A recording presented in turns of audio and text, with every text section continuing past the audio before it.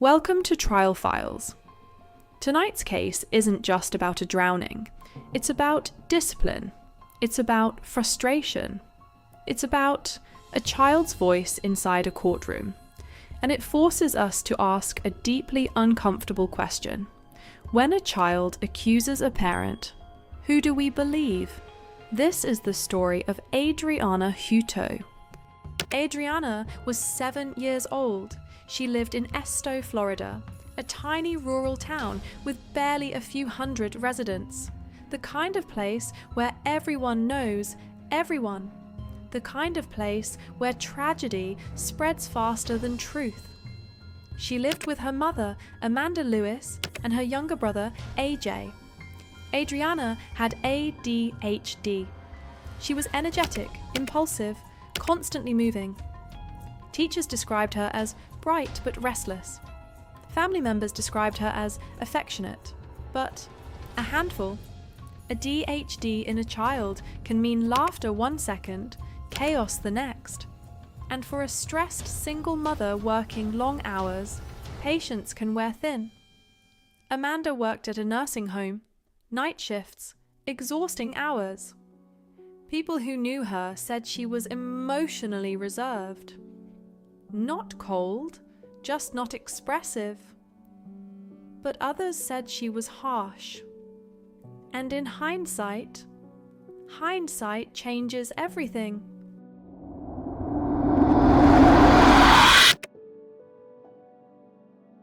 August 8th, 2007, Amanda returned home from a night shift that morning. She was tired, she needed sleep. The children were allowed to play outside, but not in the pool. Amanda claimed she always removed the ladder when she wasn't supervising. The pool was an above-ground, inflatable-style pool, over 4 feet deep. Too deep for a 7-year-old to stand safely. At some point, AJ ran inside. "Mom, Adrianna is in the pool." Amanda later said she assumed AJ meant Adrianna was near the pool. But minutes passed, no children came inside. When she stepped out into the yard, Adrianna was floating in the water. Panic. 911 was called.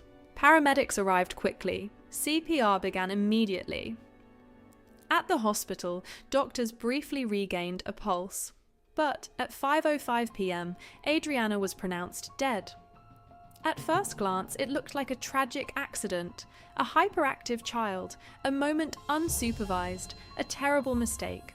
Case closed. But it wasn't closed. The phone call that changed everything. Later that day, AJ was staying with his grandparents. His grandfather contacted police. He said AJ had told them something disturbing. Police brought AJ in for questioning. He was 6 years old, small, soft-spoken, quiet, and he said, "My mommy dunked my sister." Investigators asked him what he meant. A J demonstrated with his hands, pushing downward. He said his mother held Adrianna's head underwater.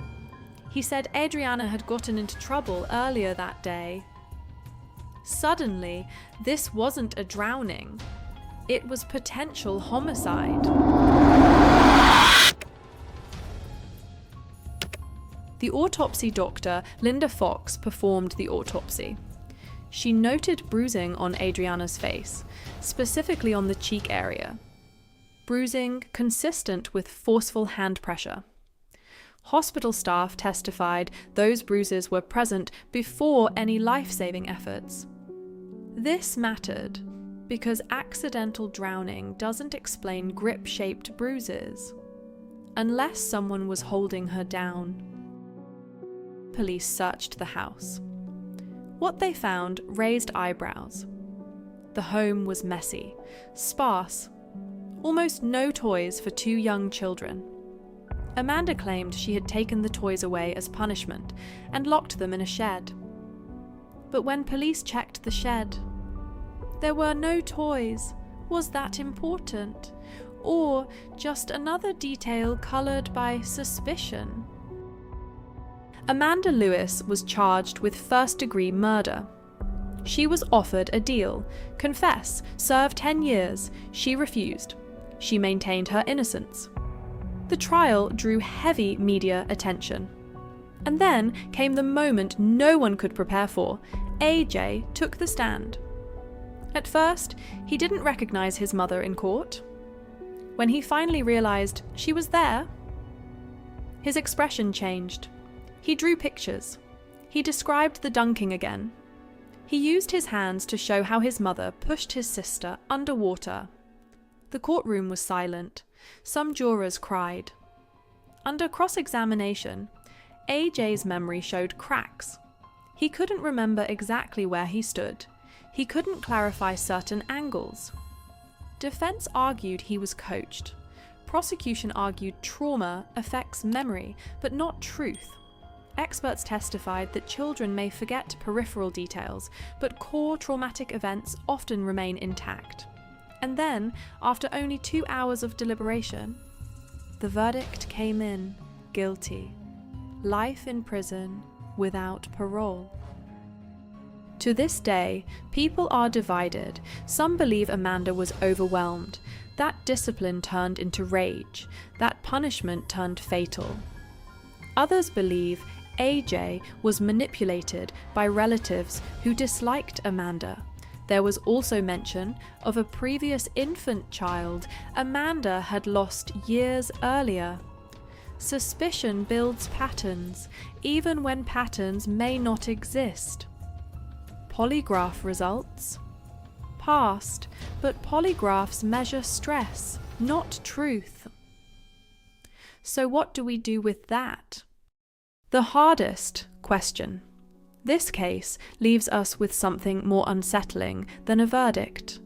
How reliable is a child's testimony? Children can be influenced, children can misremember, but children also lack motive to lie in ways adults do. So, when a 6-year-old says, "My mommy dunked my sister," do we dismiss it as confusion? Or do we see it as raw truth before fear sets in? Memory is not a recording device. It is reconstruction, and trauma changes the architecture of memory. But trauma also burns moments into permanence.